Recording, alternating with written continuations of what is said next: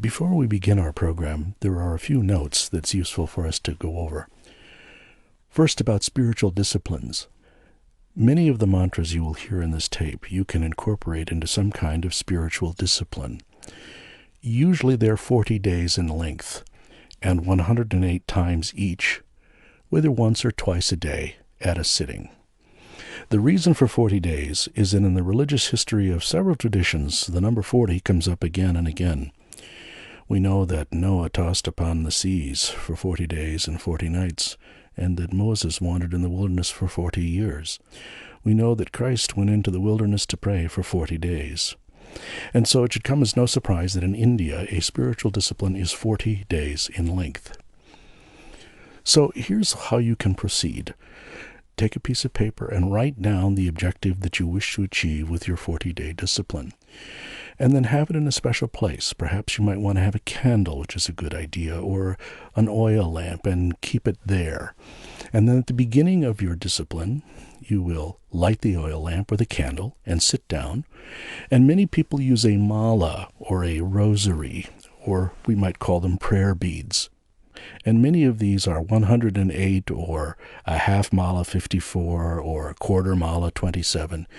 Usually there are some number that multiplies into 108. Another question that comes up about spiritual disciplines is, what if you miss a day?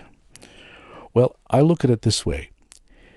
A day is the time you get up until the time you go to sleep at night.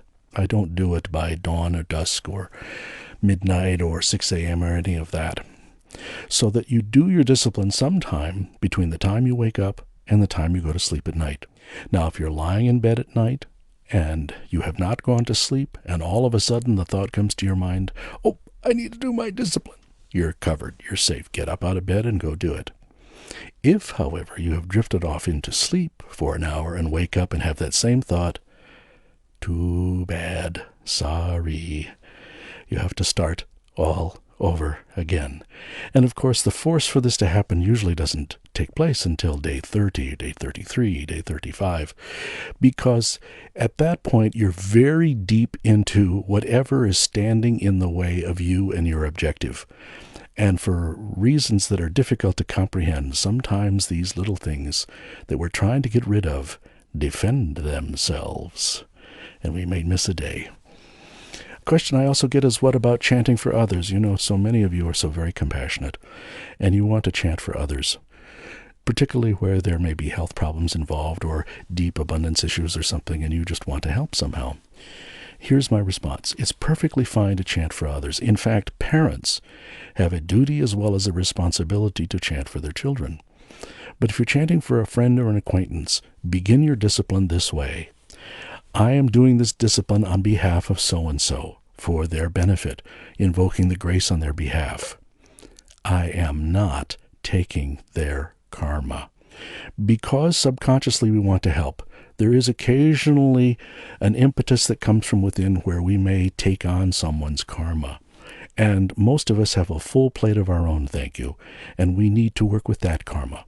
So by saying this, you not only put it out in the universe, but communicate strongly to your own subconscious, you are not taking their karma. Some people ask, well, what if I want to chant more than 108 times? And the answer is, go for it. Chant as much as you want. There are whole other approaches to spiritual disciplines, where one may have an objective of 125,000 repetitions of a given mantra, which is the beginning of what they call mantra siddhi, or facility with the mantra. And it can sound like a lot, but it's not really. An example. Om Shri Mahalakshmiye Swaha, Om Shri Mahalakshmiye Swaha, Om Shri Mahalakshmiye Swaha. That's somewhere between 2,500 times an hour. Well, you can see, you do that an hour, do it 2 hours, you're close to 5,000. 10 days is 50,000. 100 days is 500,000. You see, it can work very quickly and add up to the number that you're looking for. You will not learn everything about mantras here, nor will you learn anything about the history of Sanskrit, how the mantras work with the petals on the chakras, or some of the longer, more complicated disciplines that one can do. If you're interested in these kinds of things, you can consult the longer program produced by Sounds True, Mantra Sacred Words of Power. For many of the mantras, I will chant them for 12 times or 54 times or 108 times, and you may chant along with me. And when you hear me raise the tone, it means that there's one more repetition. Sometimes people ask me, why 108 times? 2 fingers below the heart, or the Anahata chakra, is a small 8-petaled lotus called the Hrit Padma. Hrit Padma. And it is here that the flame that is not of this universe burns. It is not in the heart chakra, as many may think, but in the Hrit Padma, or what we might call the sacred heart. The soul, the self, the Atma. It goes by many names, and it is here that it burns. And as a mantra is chanted, the vibration of the mantra enters one of 108 passages or channels, astral nerve tubes or veins that flow into the subtle body. So that by chanting the mantra 108 times, you are sending the energy into all parts of the subtle body. And this is the reason that malas are either 108 beads or a half mala, 54 beads. Some of you may know, for instance, that the Catholic Rosary is 54 beads, a half mala, because all religions borrow from the forms that preceded them. And in fact, in the church in Alexandria, what we may call a rosary in the West, the church in Alexandria, founded by Mark, they call the rosary a mala. Another question that often arises with regard to spiritual disciplines is expectations. And I tell you, don't try to press upon the universe how it should fulfill your discipline. It may not live up to your expectations at all, and it might take a completely different form. And the universe may provide you or present you with options that you may not even consider. I would urge you to have open eyes and look for clues from the universe. I've had instances where people have worked with a spiritual discipline, and I inquire how they're doing. And I say, are you looking in the wandas? Are you calling people? Are you doing various things? No, I'm waiting for my miracle. Wrong answer. We are still obliged to put forth effort. We have to continue doing all the things. As my wife would say, you have to give God a chance. You have to put forth your efforts and open the channels through which the divine then can work in your favor. So don't think that just because you're chanting a mantra, something miraculous is going to happen. It may be miraculous, but not in the way that you expect, not according to your expectations, and not because you simply sat there and did your mantras without doing anything else. We have to put forth our efforts in a variety of ways. And as just a footnote, mantras can be chanted out loud, softly, or silently. Out loud resonates most in the physical body, and therefore is very good for physical kinds of conditions. Softly begins to vibrate more powerfully in the subtle body, and saying it simply in your mind, believe it or not, is the most powerful way of saying it, because it resonates directly in the chakras of the subtle body, and then the energy goes from there into the physical body. So I tell people, if you have a physical problem or condition, it's probably good to start out saying the mantra out loud. But if it is a mental condition, emotional condition, or a non-physical condition of some kind, silently is very powerful. Now, let's get on with our program. Om Shri Gurubhyo Namaha, Om Shri Ganeshaya Namaha, Om Aim Saraswatye Swaha, Om Shri Kula Devatabhyo Namaha, Om Shri Ishta Devatabhyo Namaha, Om Shri Mata Pitrabhyam Namaha, Om Shri Sarvebhyo Devebhyo Namaha, Om Shri Sarvebhyo Brahmanebhyo Namaha. Let's talk about relationships. First, before we get into any specifics, this program is not intended to be therapy. Those of you who are experiencing difficulties in relationship are always encouraged to seek counseling or professional help of some kind, and we don't want this to be confused with that. Relationships are karmic in nature. Any relationship we have, whether it's with our parents, with our brothers and sisters, with our boyfriends or girlfriends, and of course with our spouses, and then with our children. All of these relationships are karmic in nature. And the interesting thing about these relationships is that they all present a form of a mirror. They are showing us certain things, not only about themselves, but about us. Consider this: the only thing you ever see is yourself. Because if whatever you see did not exist within you, you would not recognize it when you saw it. You would look at something and say, "What's that?" You would not understand it because it's not in you. But if it is in you, then only you have a basis for understanding that which you see. There are a couple of important things we can take from this. First, the only thing you can ever really change is yourself and your own response patterns.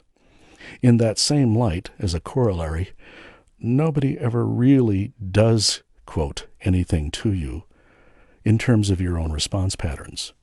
You create those yourself.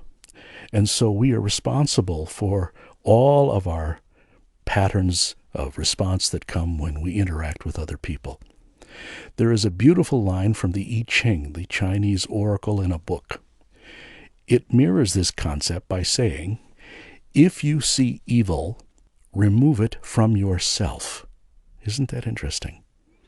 And if you see good, imitate it. Let's talk about the search for a partner, someone who embodies the kinds of qualities that we want in a relationship. Usually we're looking for things that are complementary as well as things that are similar. For instance, someone who had a peaceful family life as a child will not have the same family issues as one who's had a turbulent life. And sometimes we seek the opposite so that we can experience that and so that we can pull up things from the inside and get rid of them. Someone who is socially gracious and adept, for instance, will not have the same social issues as one raised in an environment where personal contact based upon manners and sensitivity was nearly non-existent. You get the idea. So ultimately, of course, our relationships are karmic. And although we might want certain things, we might not have the luxury of looking for the correct balance for our strengths and weaknesses, particularly if we have made certain decisions before we came into embodiment. Sometimes we will say, I want to work out my relationship with X or Y. And so, because those decisions were made in a strong way before we came into embodiment, we are definitely going to meet those people and have a relationship of some kind with those people. Now, I'm going to move into the realm of power, and it's important for us to consider the nature of the basic differences between the sexes from the standpoint of power. And it may be sexes or it may be the role of the sex, as it may be. The nature of power, as they teach it in the East, is feminine. The nature of consciousness is masculine. Now, to some, this might be an unusual concept, but I can report to you that when I talk to larger groups of people and I say the nature of power is feminine, invariably the women start to slightly nod their heads, and the men seem to be saying, what was that? Because as natural wielders of power, intuitively when the truth is presented to them, the women know. And although some men have their kundalini awakened, in most people, it is the woman who has her kundalini awakened and the man who's working on awakening it. This is a big subject, and we will only scratch the surface today. But I wanted to give you a couple of things to draw upon. Why is it that the women would have their kundalini naturally awakened? The answer is for protection of the young. Guys, we have a pretty checkered history when it comes to care of the young. Sorry to tell you, but some of you will know historically that's very true, and throughout various species it's true. An example, of course, is the male lion. Oh, they're very naughty. If the male lion takes over a pride of lions, the first thing he does is to go around to any cubs that may be in litters from the previous ruler of the pride and he will kill them. He will seek them out and kill them all. He does this so he may propitiate his lineage.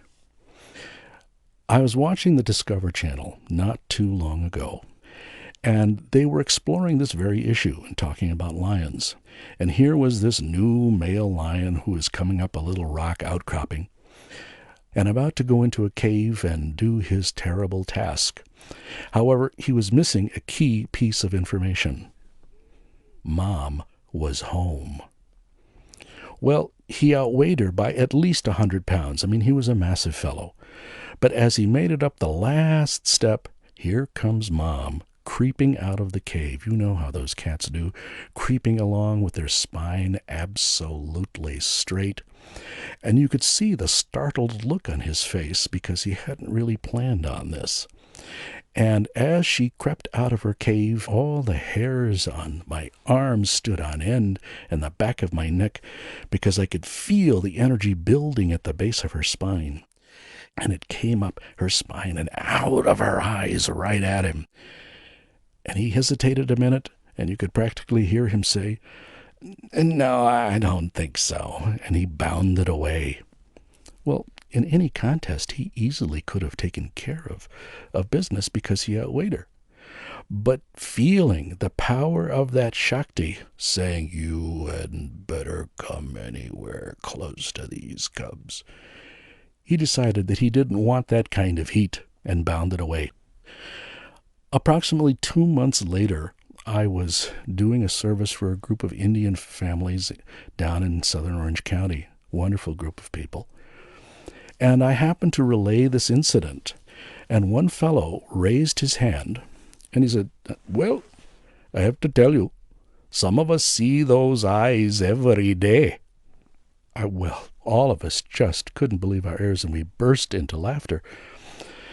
This is a very bright fellow. He loves his wife dearly. He's an international consultant, problem solver, and he's got this delightful, impish sense of humor that we all enjoy. But there was truth in it, you know, guys. We do see those eyes every day, don't we? And if we are wise, we will honor what we see in those eyes. We will honor that power. Because an interesting thing happens in relationship. The feminine, the one with more active kundalini power, will lend their power to their partner. You know, we have these folk expressions like, behind every successful man is a woman. Well, you know, there's just something to that. In psychology, there's a term they call power sourcing, where one individual lends their power to the other. Same idea. So this brings us then to the karmic predicament of the man and the woman in relationship. For the woman, the feminine part of the relationship, she will say to herself, "Where can I find a man to whom I can give my power, who can contain my power, who can use my power without manifesting all of the negative aspects of that power? Violence, anger, hatred, physical problems. Where can I find such a man?" Because when empowered, many of us on the masculine side of things don't have the capacity to handle that power. So therefore our task becomes to purify ourselves so that the woman can give to us fully and freely, and we can then take that power and use it without distortion. Wonderful, wonderful goal, wonderful objective. I've been working on it many years. From the masculine side of things, the man may say, "Well, where can I find a woman who will be glad to lend me her power, who will not promise to give it to me and then withhold it once we get in relationship and use it as a carrot to try to control me or contain me or change me or make me over in some idea or concept of what she wants me to be, who will give me that power purely so that it can manifest in who and what I am without some agenda of change that I must go through to qualify to receive her power." Men and women listening, I know you know what I'm talking about. I know you know very well. So this is the karmic predicament that in some way all of us are in finding relationships. You can see that by this approach, the whole idea of purification becomes important. Whether it's psychological purification, whether it is getting rid of certain tensions in the body that may manifest when stimulated as anger or physical violence or whatever it is, or where our thinking may get offline, thinking we want to control this or control that. In either case, it's either mental, psychic, kundalini, physical, purification. The various yogas all address issues of purification as an ongoing process of spiritual development.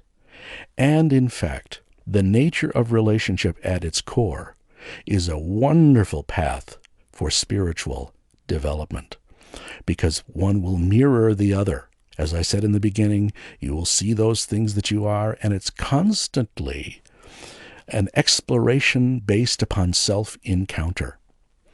I cannot tell you how many times in various situations with my wife, at this recording, we've been together about 22 years, where we would have some impasse of some kind, and I would not understand certain things, or I would have a very deeply embedded point of view. And one of my strategies that I've used over the years is to go to the I Ching, the Chinese oracle, in a book. And I like it because it's very practical. And I would ask a specific question about the incident involved or the area of dispute or whatever it was. And without fail, I would get some very illuminating view of the problem reflected back at me out of the I Ching. And I also have to tell you that most of the time it was based upon things that I needed to change about myself. Behavior patterns, attitudes, ways of responding to things. And in fact, on once or twice, I would get a response something like this: you are so far off that even if we tell you, you probably won't understand. Well, there's enough to cause you to tremble in your boots. On those occasions, I would pick a mantra that resonated most with me, and I would do a discipline for from 7 to 40 days to ferret out the problem that was so deeply rooted that I could not even see what the problem was when told by the I Ching. My wife was aware that I was doing this, so on the very, very few occasions where the I Ching would say, actually, in this instance, your position is really the correct one, I could actually go to her and say, this is what the I Ching said. And based upon my reports to her about so many times when I had to correct things about myself, she would say, really? And then she would begin to look. So you can see, first of all, we had a deep mutual trust and respect based in integrity. And I would always come to her and say, well, the I Ching really kicked my butt this time. And she would nod and smile. You see, the foundation for all of this is an ancient psychological formula. I'm okay, you're okay. There may be difficulties, there may be problems, there may be errors, but essentially, I'm okay and you're okay. We just need to work these things out. In some cases, it's very difficult to work things out. And as a live-in temple priest for 8 years in the 70s, I would often refer people to professional counseling or psychotherapy. And this includes people that were very spiritually advanced and doing deep daily meditations and sometimes an hour or 2 hours a day, because some issues are difficult for us to get a handle on. It's like trying to pull something out of the middle of your back. You can't quite reach it. And in such instances, even a little counseling or therapy would often go a long, long way. So mantra work, conversation, the dynamic that takes place in a relationship between the parties does not exclude, in certain cases, going to get professional counseling. I say this because some people say, well, I don't need to get counseling. I meditate 2 hours every day. Well, there are faults in that syllogism. One of the beautiful things about the marriages in India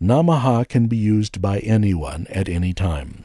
Swaha is often used for people after the age of 28, when the energy in the body has risen to the third chakra, and it merely means that the energy of the mantra will work a little more efficiently if we use that ending of the mantra. The second member of the feminine trinity that can be used to balance energy when it's too developed on the masculine side is one for Saraswati. Om Aim Saraswatye Swaha. Here we go, 12 times. Om Aim Saraswatye Swaha. Om Aim Saraswatye Swaha. Om Aim Saraswatye Swaha. Om Aim Saraswatye Swaha. Om Aim Saraswatye Swaha. Om Aim Saraswatye Swaha. Om Aim Saraswatye Swaha. Om Aim Saraswatye Swaha. Om Aim Saraswatye Swaha. Om Aim Saraswatye Swaha. Om Aim Saraswatye Swaha. Om Aim Saraswatye Swaha. Finally, the mantra for the great divine protectress, Durga. Here I go with Om Dum Durgaye Namaha, 12 times. Om Dum Durgaye Namaha. Om Dum Durgaye Namaha.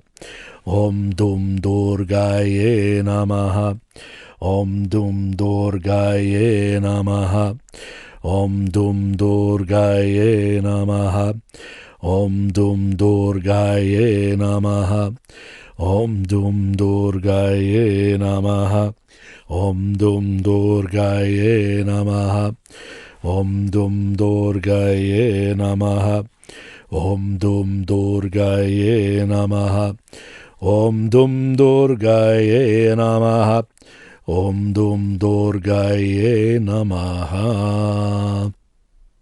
One of the partners in the relationship may also have overdevelopment on the feminine side, and then this person should chant a masculine-oriented mantra such as the great Siddha mantra Om Namah Shivaya, or Om Hum Hanumate Namaha, or even an avatar mantra such as Om Shri Krishnaya Namaha.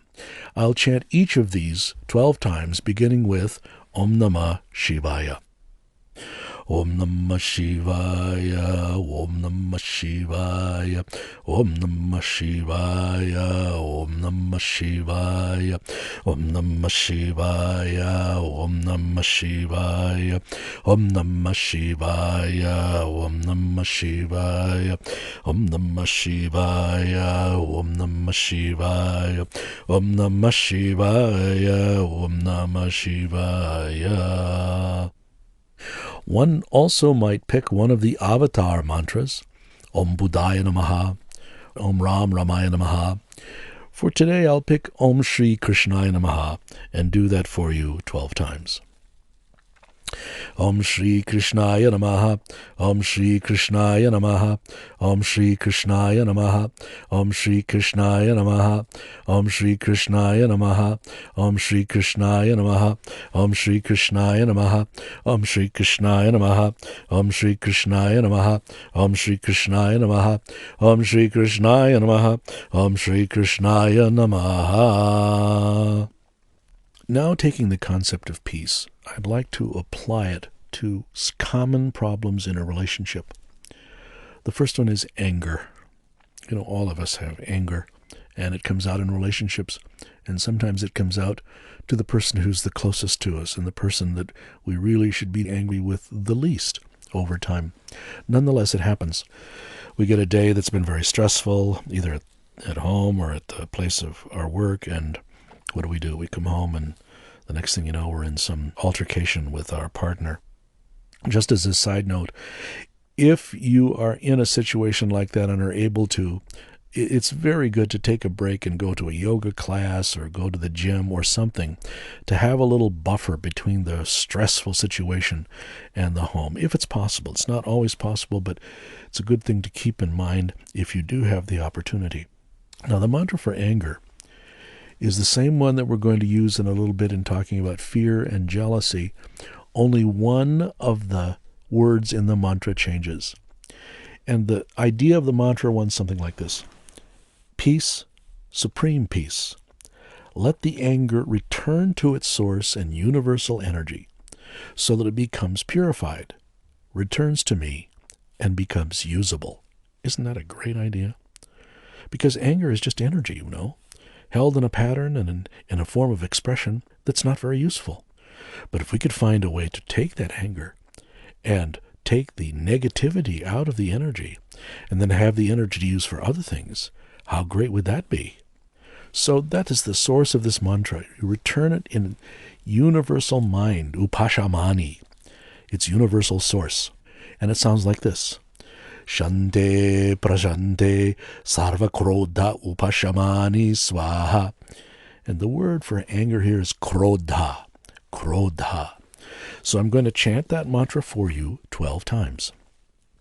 Shante prashante sarva krodha upashamani swaha.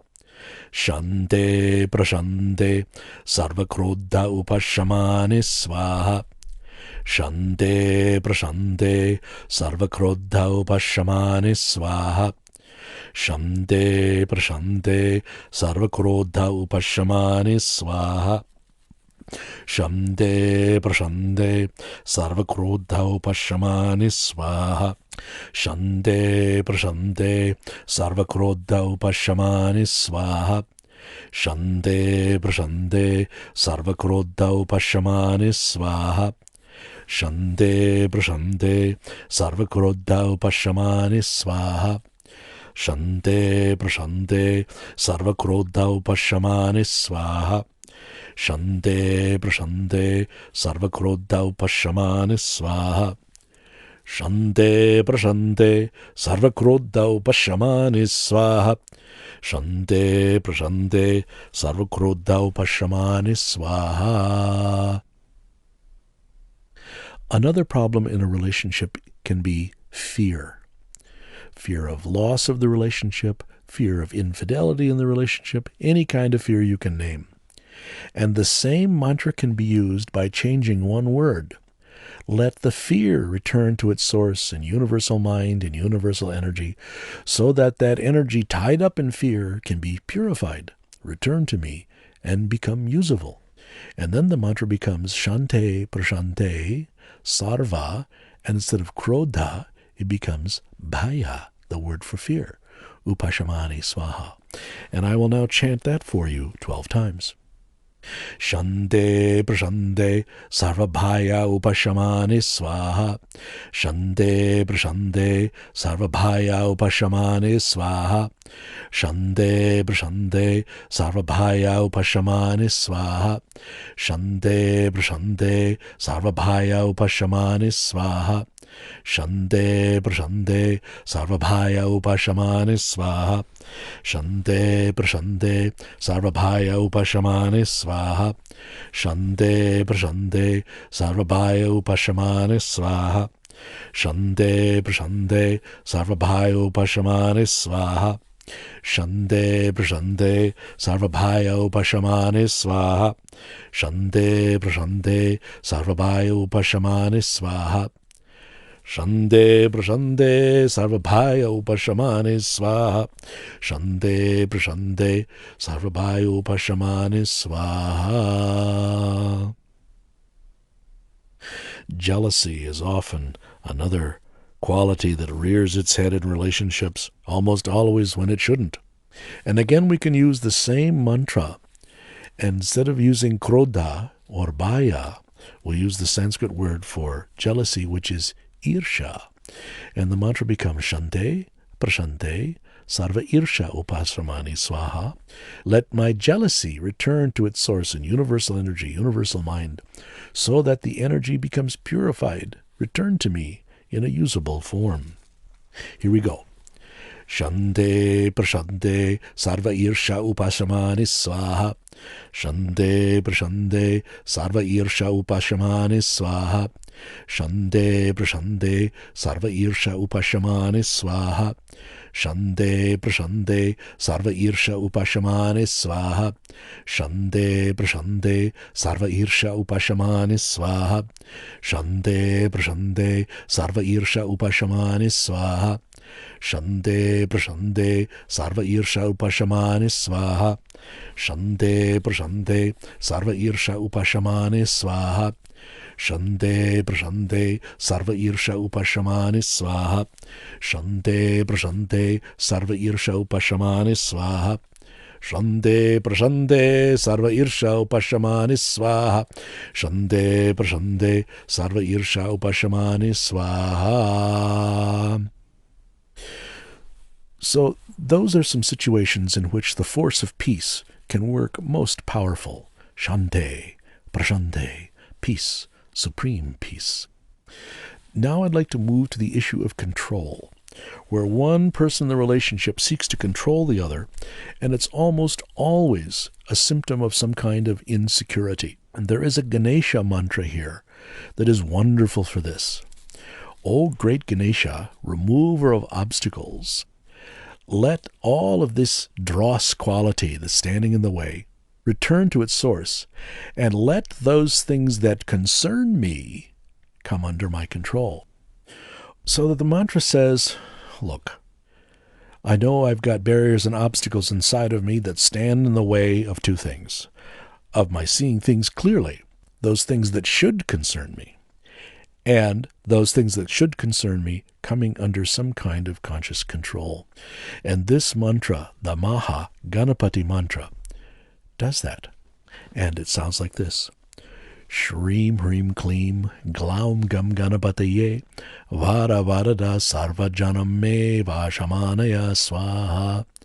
So, as a discipline to remove the need for control as a symptom of insecurity, I recommend this mantra.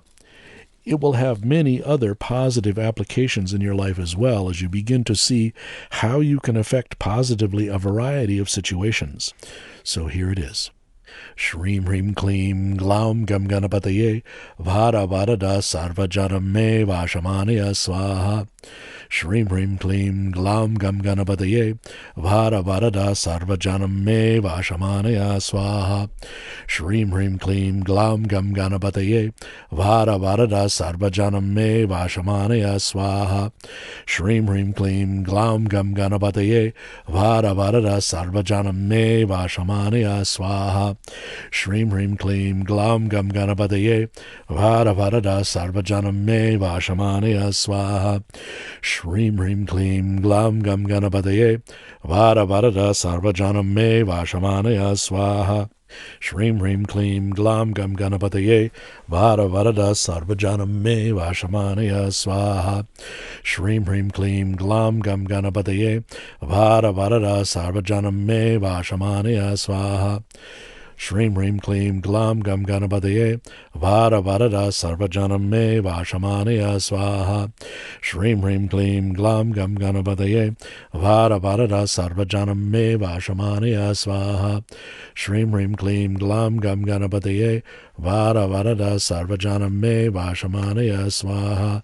Shreem Hreem Kleem Glaum Gam Ganapataye Vara Varada Sarva Janam Me Vashamanaya Swaha. For general insecurity in relationship, there is a wonderful mantra, the Chamundi. It eliminates negative influence of almost any kind. And I have discovered from feedback over the years from people who've chanted this mantra that it seems to build a sense of self-confidence, especially, but not exclusively, in women.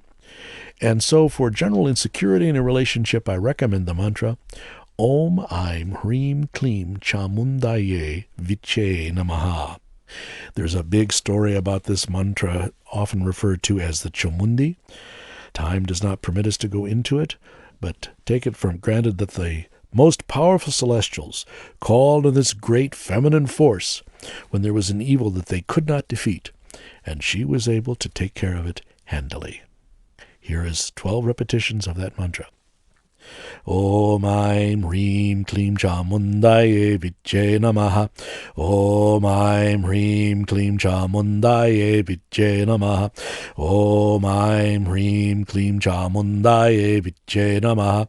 Om Aim Hreem Kleem Chamundaye Vichye Namaha.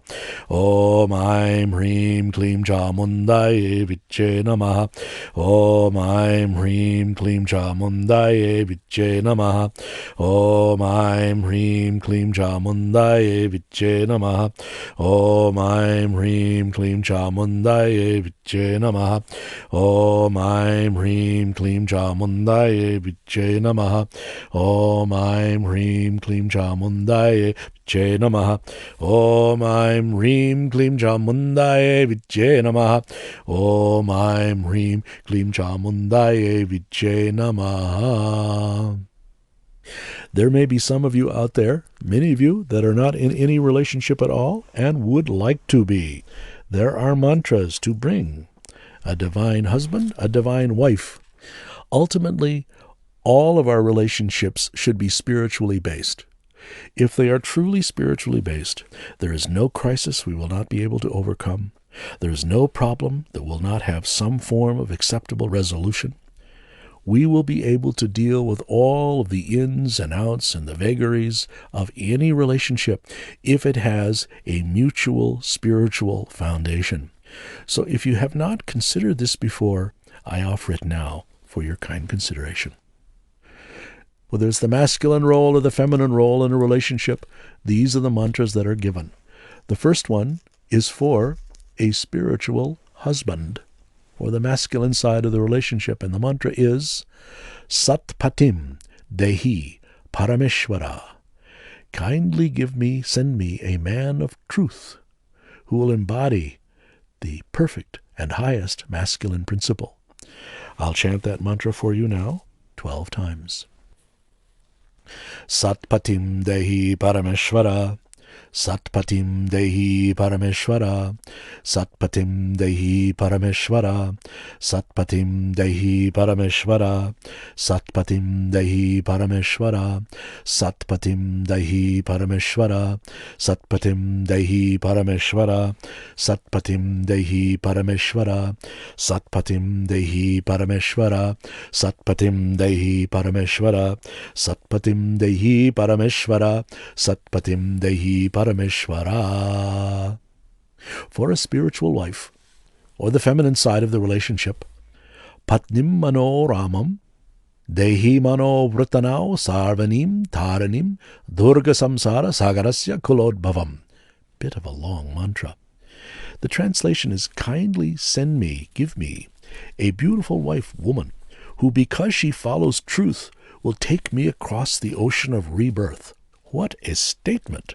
A woman taking us across the ocean of rebirth, and yet is completely in tune with such things as the Shiva Sutras and the Lakshmi Tantra, both of which identify the great feminine as both she who can bind and she who can set one completely free.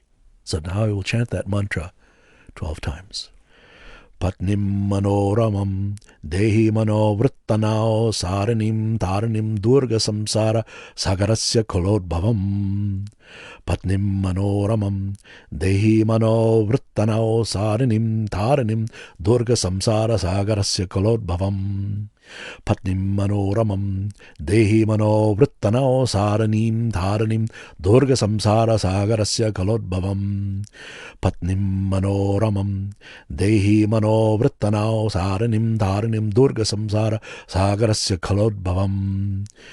Patnim Manoramam Dehi Mano Vrittanao Sharanim Taranim Durga Samsara Sagarasya Kalodbhavam. Patnim Manoramam Dehi Mano Vrittanao Sharanim Taranam Durga Samsara Sagarasya Kalodbhavam. Patnim Manoramam Dehi Mano Vrittanao Saranim Dharanim Durga Samsara Sagarasya Kalodbhavam. Patnim Manoramam Dehi Mano Vrittanao Saranim Dharanim Durga Samsara Sagarasya Kalodbhavam.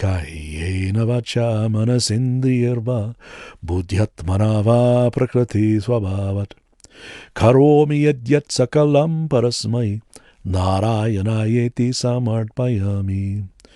Om asatoma sadgamaya tamasoma jyotirgamaya mrityorma amritam gamaya.